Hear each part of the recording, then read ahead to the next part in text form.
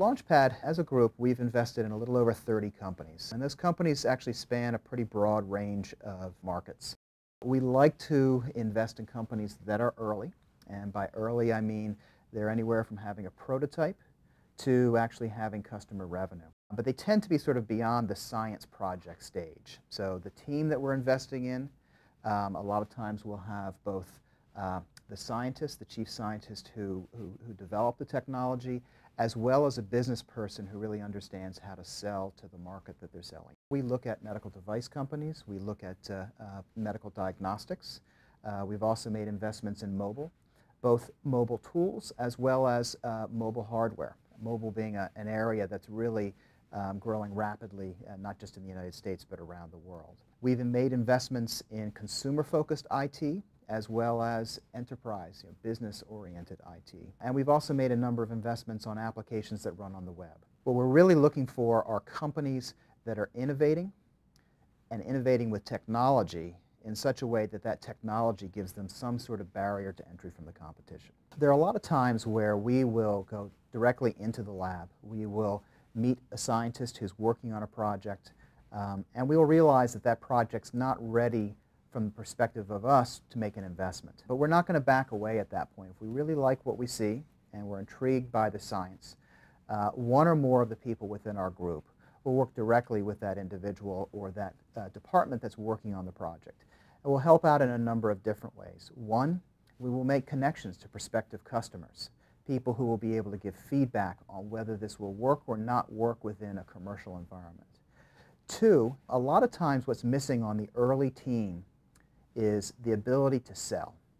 You've got some great scientists who are incredible at technology, but they don't necessarily have a lot of the sales and marketing skills that it takes to get a product from the lab out into customers' hands. In general, what we try to do is put you in touch with someone who'd be willing to take on that role full-time within the company.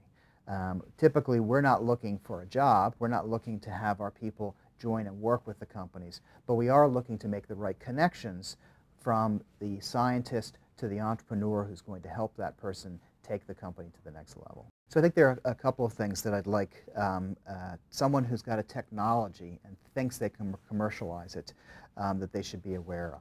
First and foremost is, have they really spoken to prospective customers? We see a lot of great technologies. There are ideas that are popping up all the time. But really understanding the customer's needs is something that I think a lot of technologists overlook. So that's one. Two, in order to get in front of an investor like our group, you need to have some sort of connection to us. And how do you get that connection? In general, you get that connection by networking with the people who are in your labs, the people who are outside of your labs. Maybe there's someone in your Office of Technology Development who can make an introduction. But it's really important that if you're going to get in front of investors who are going to help you, that you get a warm introduction between yourself and that prospective investor. And you do that in a number of ways. Networking through your Office of Technology Development, going to local meetings within your area where investors are known to hang out, going to sponsored days that your university has where you can show off technology to wider groups of people. All of those things are going to help you get your name out and make an introduction to people who could potentially help you. So challenges that you're going to face once you've made that introduction, as I said before, being able to talk about what prospective customers are going to like. Two is ownership of the technology. You've been working at a university lab.